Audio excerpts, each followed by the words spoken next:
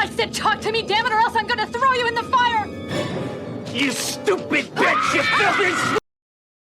Hello YouTube, this is DVD Review Studios here, and today we shall be doing a collection overview looking at my Blu-rays and DVDs relating to the Chucky franchise, which was created by Don Mancini, also known as the Child's Play movie franchise, which makes up a horror slasher series which thankfully doesn't take itself too seriously, and with the amount of comic violence featured throughout, it's honestly a great concept to see a doll possessed by the soul of a serial killer struggle in a new body whilst also being a formidable foe to anyone who dares cross him. And like with anything that is remotely successful like the original film, which came out back in 1988, of course it's going to be milked to death, with 7 consecutive sequel films, a TV series continuation of the sequels, and even a moderately successful remake of the first film trying to modernize the killer doll story.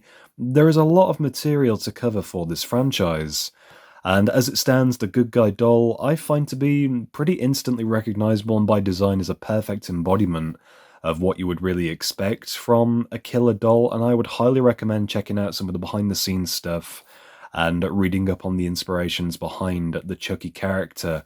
It's mostly known that Hasbro released a My Buddy doll that inspired the look of the character, but I came across some really interesting articles about this item known as Robert the Doll, and supposedly that was a cursed doll which had some really bizarre myths and theories surrounding its existence, and part of that was also an inspiration for the actions of the Chucky character. Looking at the overall quality of the franchise, I would say certain elements are expected by the sequel territory, where you know what you'll be getting as each film continues, but there's still a lot to appreciate from these films, where Chucky goes through a lot of significant changes as they progress, and as we delve into each title, we'll be ranking them from my least favourite to my personal favourite.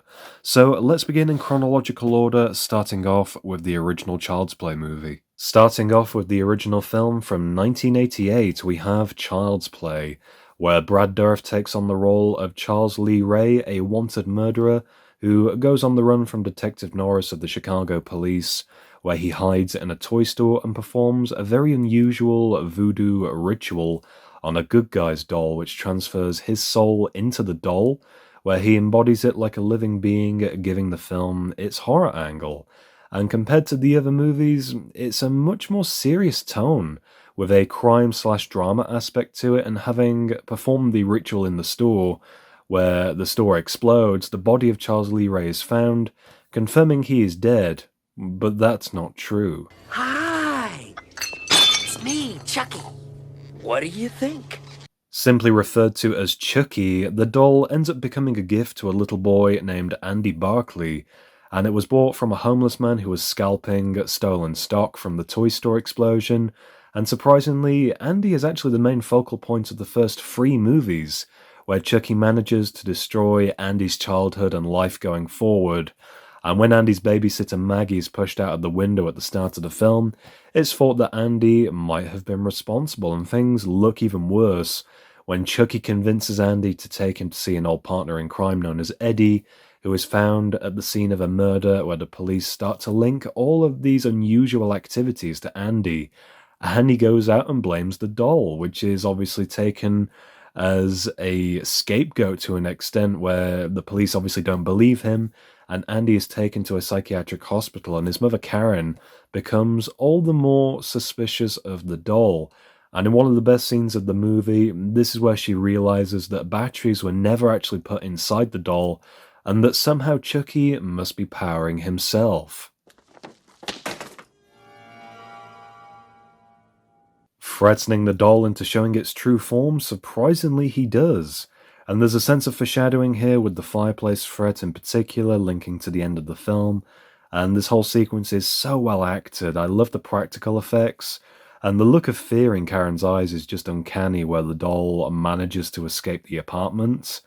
And Karen tries to report all of this to Detective Norris, but instead it comes off as crazy, which makes sense until Chucky tries to murder Norris.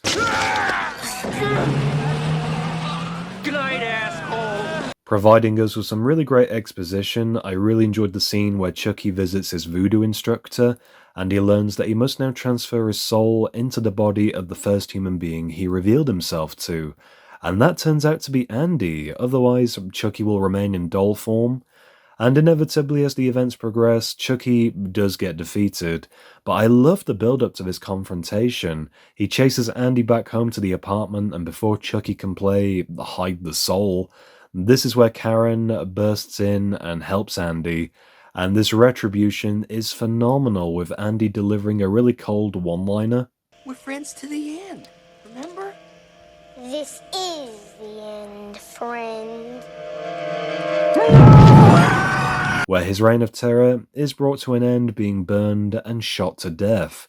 And I absolutely love the practical effects to all of this. Overall, the film is extremely creative for combining unusual horror tropes with a crime drama, all of which results in the destruction of an innocent family. And Andy Barclay as a character was fantastic in my eyes, just showing how an innocent child's toy is perceived by a youngster, and flipping this on its head with the killer doll aspect introduced. And Chucky is so fantastically performed, not just in the voiceover work, but the physical doll using puppets, animatronics, and a handful of physical performances as well. And it's definitely worth checking out some of the bonus features on these DVD sets, just to see how all of this fits together to make one hell of a creepy character come to life. And there's a look at the DVD set here in the UK. There's the disc and the back cover art as well. As much as I love the first film, with this one I'm going to rank it at my number 2 spot, where Child's Play 2 steals the number 1 spot. This was my personal favourite of the franchise, adding more unrealistic but comedy-focused death and destruction to the franchise, and this time it's in the form of a revenge film, where Chucky aims to track down Andy Barclay and possess his body after the previous failure. And when the PlayPals company rebuilds the burned doll to prove there is nothing wrong with their product, things do go wrong when the soul of Charles Lee Ray is still possessing the Chucky doll, and even though the doll is essentially brand new with new parts being used to create it, Chucky's now back in action, where we catch up with the Barclay family. The mother is undergoing psychiatric evaluation, but Andy appears to be doing fine now, living in foster care. That is, until Chucky finds him again. Once again, the goal of transferring his soul into Andy's body is set, and with the new family dynamic, I honestly felt sorry for Andy, who was struggling to fit in to begin with, and now he has to somehow explain that his killer doll is back and trying to get him. I was really surprised by the older sister character in particular, Kyle, played by Christine Ellis, who was given some complexity as a character despite being your usual sort of angsty teenage girl. She does seem to care about Andy, and that's something that I very much appreciated. Although the remainder of this film is fairly straightforward, there are a lot of humorous and creative death scenes throughout, and all the while, Chucky is still trying to get hold of Andy, killing off anyone who gets in his way, and when Andy is taken hostage, Kyle follows where they are taken to the PlayPals toy factory, and this setting was easily one of the best film decisions. It opens up so much more creativity without it being completely senseless, and with the expectation of a dangerous machinery along the factory line. This is where Chucky realizes that he has been in doll form for far too long once again, and he blames Andy, this time with the set goal of killing him in cold blood. And this ending is fantastic, where Andy and Kyle team up against the killer doll, now working together as siblings, where we see Chucky suffer many changes thanks to the factory, such as losing a hand and his legs, attempting to crawl over and kill Andy, only to be covered in liquid plastic where Kyle explodes the doll using an air hose. Overall, a very satisfying end and a great way to destroy the Chucky doll. Although it's perhaps usually ranked as a weaker movie in the franchise, I really liked Child's Play 3. It felt different enough to stand out despite sharing similar themes with the second film, and with there being an 8-year time jump, we now see Andy is in military school with Chucky closing in to try and possess his body once and for all. And in terms of story, it is overall fairly fast-paced, but I really like the fear factor becoming more psychological in this film. Chucky is constantly playing on Andy's mind, made worse when the doll is reformed with Charles's soul still trapped inside, as the toy company Play Pals relaunches to a new demographic of children, hoping that everyone has forgotten about Andy and the killer doll incidents. We're reintroduced to Andy, now played by Justin Whalen, who struggles to get to grips with the basics at military school, and this is only made worse when he realizes that Chucky is there at the camp too, and it's only a matter of time until their paths cross, and this would have happened a lot sooner, where Chucky physically posts himself to the camp through the mail, only for the little boy Tyler to get in the way and take the doll instead. And Tyler becomes infatuated with the doll, only for Chucky's plans to change, wanting to possess a much younger human body instead. And albeit this was kinda contradictory to the previous films, I felt this was a great twist, where Andy was once avoiding Chucky, but now he must find the doll in order to save Tyler from becoming yet another victim to the ongoing body count. For the most part, this film is well acted, where you can appreciate the side characters without them all feeling disposable. In particular, I really like the love interest character, De Silva, who weirdly takes an interest in Andy, and I also really liked his nerdy roommate, Whitehurst, who added some faint comic relief, usually at the expense of the kind of sort of antagonist figure for the human characters, that being Colonel Shelton, destroying the confidence in really any of the cadets. And these kind of scenes led to a lot of brilliant comedic moments, such as Shelton catching Andy with the Chucky doll.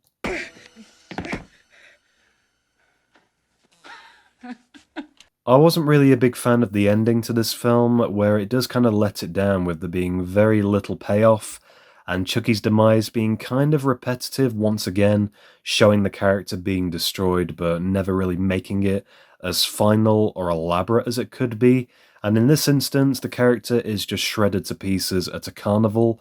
I can't really see this being interpreted as final for a death for this character, but as we know now, there are plenty of sequels to cover anyway.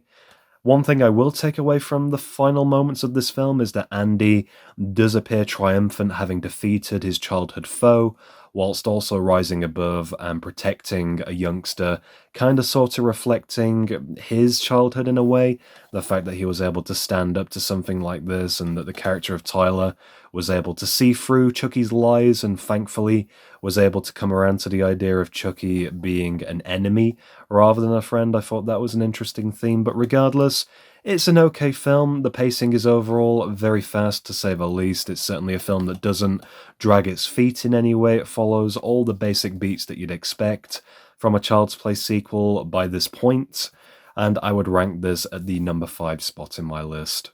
Almost a decade later, the killer doll returns with a very unusual sequel, almost bordering on a reboot, allowing Chucky to be reinvented for the late 90s audience, and this is Bride of Chucky. And despite it being a silly premise, I actually had a lot of fun with this movie.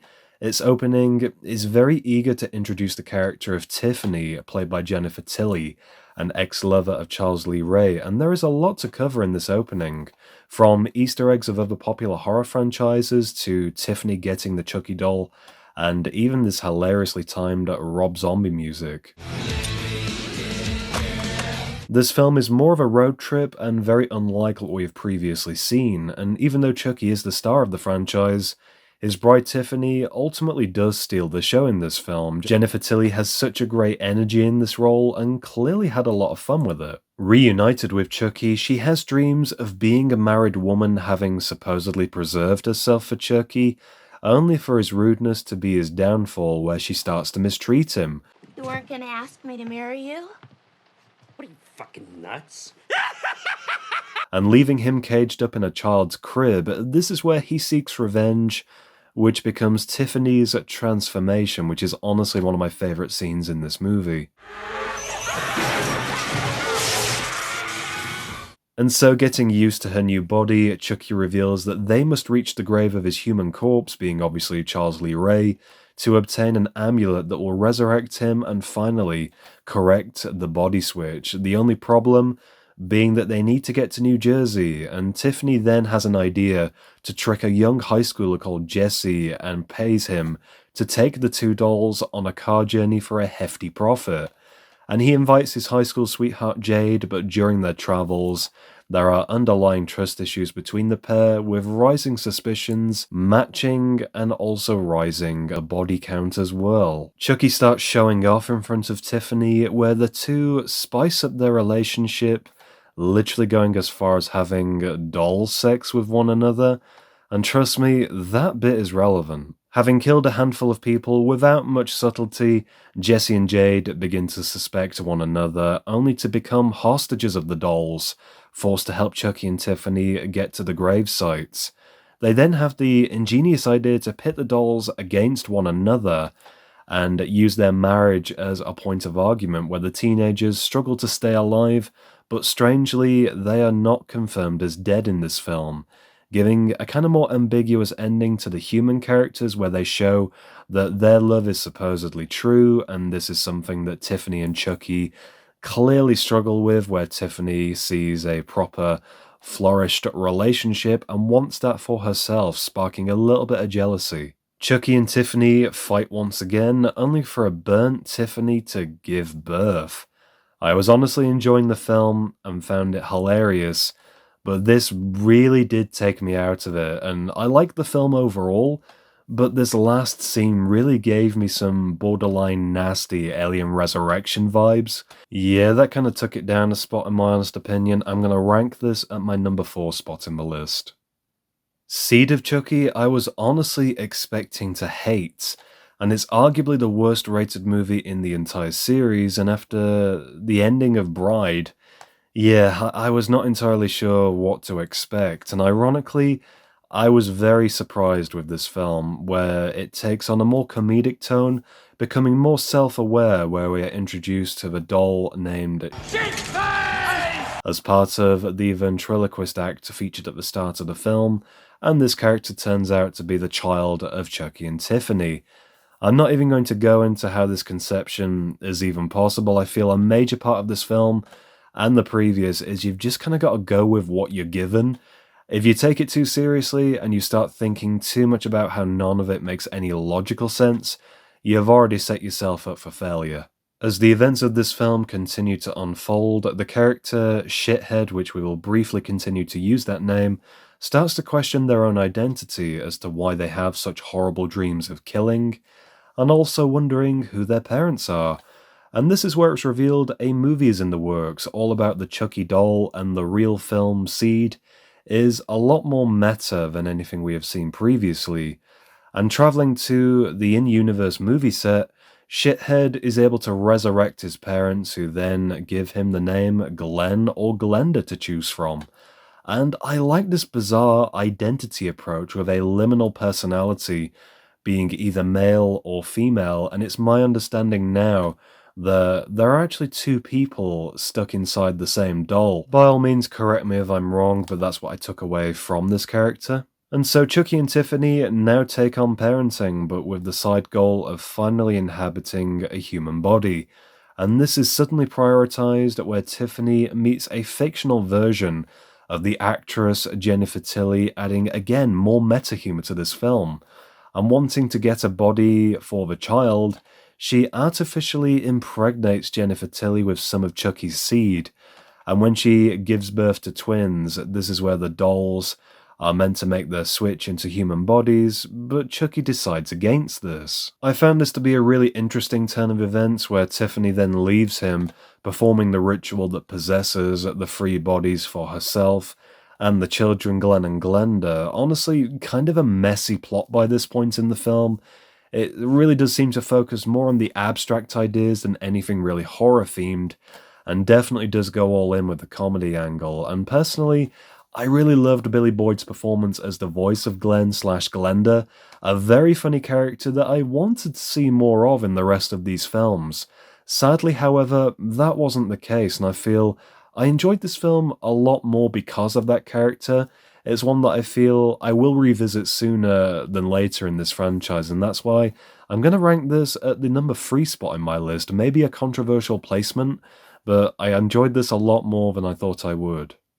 Curse of Chucky was the first of the straight-to-DVD movies, and this installment is more interesting for the enigmatic approach, with a completely unfamiliar setting with a haunted house kind of vibe, where Chucky is delivered to the family home of Nika Pierce, played by Fiona Dourif, and her mother, and not knowing what the doll is or who sent it, they decide to keep it only for the mother character to suddenly perish one night, allowing the body count to inevitably rise, and with the funeral plans underway, the rest of the family are introduced, of which there's honestly nothing noteworthy about these characters.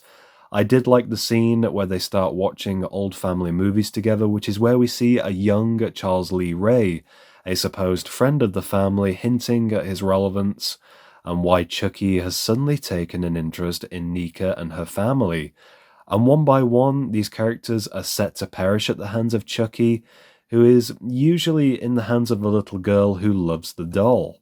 The Chucky doll keeps randomly going missing, as though the little girl is deliberately losing the doll, which instead adds mystery to this item, and there's some really amusing deaths in this film that transpire because of this.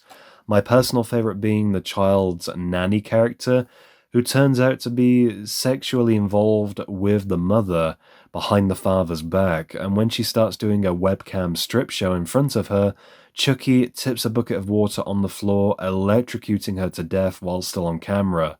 And this was not only very unsettling, but just hilarious because of how impractical it was.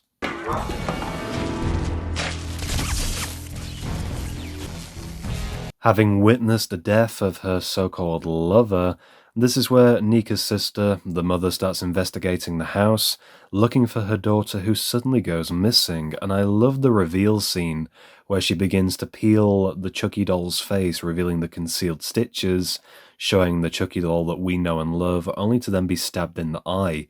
And this is where Nika learns the truth, that Charles was in love with their mother Sarah, and I love these black and white scenes set before the events of the first movie. Sarah calls the police on him in this flashback, leading to the scene in the toy shop. And this leads us into the next film, where Nika is framed for all the murders in the house, where she is imprisoned, with Chucky bizarrely winning for a change. And this, even though it's a fantastic plot, I wasn't really a massive fan of the film overall. There is a great post-credit scene of Chucky being delivered back to Andy Barclay, who is now an adult, who is prepared for this eventuality and goes to shoot him as the screen fades to black. And overall, it's interesting. It's a slow burn of a film, with most of it taking place within this creepy house, which sadly limits the cinematography aspects. One of my favourite shots was the creepy POV nanny cam footage, where the child's father hides a camera on the doll, allowing the murders to be seen from Chucky's perspective. And as much as I like this film, it's interesting, I'm going to rank this as my least favourite from the franchise. Moving on now to Cult of Chucky, this is where Andy Barclay makes a proper return in this film, still struggling with the constant torment under the doll that ruined his life. And despite having now the severed head of this doll of Charles Lee Ray, somehow Chucky is still out there continuing his commitment to evil. And we follow up on his latest victim, Nika from the previous film, who was transferred from a psychiatric prison to a medium security hospital. And sadly, she is still thought of as a murderer thanks to Chucky. Nobody believes that she is innocent, and certainly nobody believes her story about the killer doll. And this is where we meet a colourful array of inmates, none of which are really all that important. But during a group therapy session at the hospital, the counsellor suddenly brings out a good guy's doll, which one of the patients takes and suddenly claims as their child. And it turns out she's simply projecting onto the doll, having supposedly killed their own child. And Nika doesn't trust it, and rightfully so, where she attempts suicide in the hospital, but the Chucky doll won't allow her to die so easily. He oddly saves her, but commits another murder in the process. And this makes Nika look all the more guilty and crazy, blaming another death on a supposed inanimate doll. I absolutely love how this ties together, where Andy is keeping an eye on stories relating to Nika, where he finds it impossible that another Chucky doll is being blamed for murdering innocents, and so he goes out to investigate, leaving his original doll behind. And this is where the film gets a little bit more complicated, with now multiple Chucky dolls being possessed under the Charles Lee Ray curse, all of which are capable of murder, forming the cult of Chucky. And despite how cool this may sound, I honestly wasn't a big fan. It just felt like too much, as though there was too much Chucky going on in this film, though I will admit, they all had great chemistry together. The dialogue in this film is absolutely hilarious for the Chucky dolls. I'm just saying it behooves us to watch our step. You sound like Hannibal Lecter. Can't believe they canceled that show. And with Andy committing himself to the hospital to try and get in there, this is where he falls victim to the cult, where most of the staff and patients are brutally murdered over the duration of this film. Wrapping up this film with a really bizarre cliffhanger ending, Andy is left trapped in the hospital, and bizarrely, Nika becomes possessed by the voodoo spell, which allows her to walk, now with Charles finally in a human body after all of these movies. And this is where we see him walk out of the hospital in Nika's body and meet Tiffany, and together they drive away from the hospital with a Tiffany doll on the back seat of the car. And honestly, as unexpected as this ending was, I found it to be hilarious. I really want to know more about this story going forward. One thing that I was very surprised about was the post-credit scene where Andy's stepsister from the second movie, Kyle, arrives at his home and proceeds to torture the original Chucky head. And with this sort of cliffhanger, I'm going to guess all of this does pick up in the TV show, especially with the amount of content here just now ready to explore in depth. And so I'm really excited to see what the Chucky TV series has to offer. Like I said, I haven't started the Chucky television show as of yet, but this is the Blu-ray release of Season 1, and as of the time of recording this video, there are currently only 2 seasons of the show. This first season is 8 episodes long and is a 2-disc Blu-ray set, and I'll likely do a video of this in the near future, maybe a full video review of the first and second seasons once I have checked them out, so be sure to keep an eye out on the channel for that sort of content. And finally, we have the Child's Play remake from 2019, and although it shares similarities to the Child's Play franchise, I really do feel this movie could have separated itself from something as well known as the Chucky doll, and with how it repurposes the doll idea with more modernized themes such as the doll connecting to Bluetooth items, basically becoming an Amazon Echo equivalent, it could have been its own take on the killer doll horror trope. As you can imagine, there are some hang-ups I may have with this film, but with it being a Chucky-inspired character utilized for this project, it's far from a bad movie, and it's very creative in what it allows. In general, the film is very well acted, has fantastic cinematography, which is used to the advantage of illustrating the expected scares and typical gore, and I think the usage of this new doll with modern technology is a brilliant idea, and the film in itself certainly is not short of comedy, which is easily one of the best attributes. And so, setting up this film with similar and different beats to the original movie, we are given a glimpse as to how the Buddy doll, an alternative take of the Good Guys doll, is manufactured. And almost looking like a baby Iron Man of sorts, this doll is very sophisticated, where a worker that has just been fired decides to program one of the dolls for evil, implanting a chip with all the safety features removed. And as expected, this doll is packaged and sent to a store, where Karen, played by Aubrey Plaza, picks it up as a gift for her son, Andy. I really like this incarnation of Andy, where he's made to be slightly older, and as a teenager he recognizes that having a doll is kind of immature, yet he still goes along with the doll due to feeling so lonely, having just moved into this new apartment and not really having any friends. And so, kind of forced into it, he befriends the doll which names itself Chucky, which in itself feels kind of forced and lazy in terms of the writing aspect. What's my name? Han Solo. Did you say Chucky? What? No. But it becomes apparent that there is something not quite right about this doll, that it's maybe defective. And I do really appreciate this part of the story, but one of the things I enjoyed so much about the original is the crazy fantasy aspects of putting a voodoo curse on a doll to bring it to life with the soul of a human being, In this story, all of that magic is removed, paling in comparison.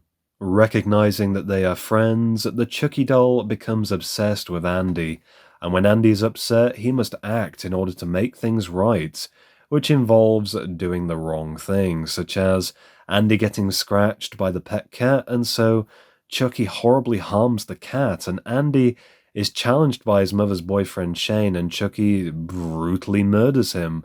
And this is where the body count starts to unfold. There is a pattern throughout the film, and although repetitive, I enjoyed the brutality of these murders. It's honestly a fantastic direction for this story where Chucky seeks Andy's approval, but Andy rejects him, and he must isolate him from everyone else in his life, resulting in the inevitable destruction of the doll. I find it kind of funny how the Chucky doll in this take on the franchise doesn't really have any underlying motives other than just wanting to be Andy's friend. But if they're not friends, they're enemies, and I love that absolute in this AI mind of the Chucky doll, where no matter what, he either has to be Andy's friend, if not, they're enemies and he has to go out and kill him. The ending to this film is overall very satisfying and fantastic in terms of the overall scope of what they managed to achieve, and any sort of doll resembling the Buddy doll is absolutely terrifying, with so many interesting variations, which I guess is kinda sorta sequel bait. Whether or not there will be a sequel to this movie, I doubt it, but it would be interesting to see what they could do to kinda continue with freshening up the franchise separate from the Child's Play franchise that has obviously become a worldwide success. But for what this film had to offer, I was pleasantly surprised by it. Speaking of surprises, I was honestly really intrigued by the performance of the Buddy doll, and had no idea it was Mark Hamill that voiced this version of Chucky. Clearly, he had a lot of fun with this role, and the end credits song, that was stuck in my head for weeks having watched this. You are my buddy until the end. And so with that, I'm going to rank this at my number 6 spot.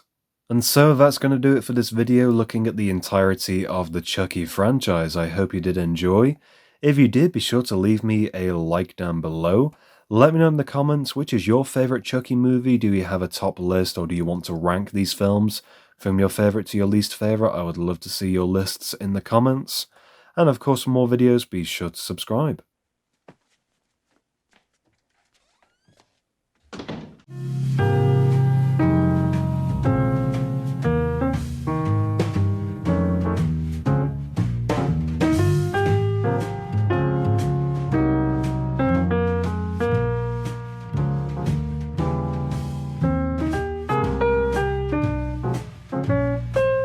Are you threatening me?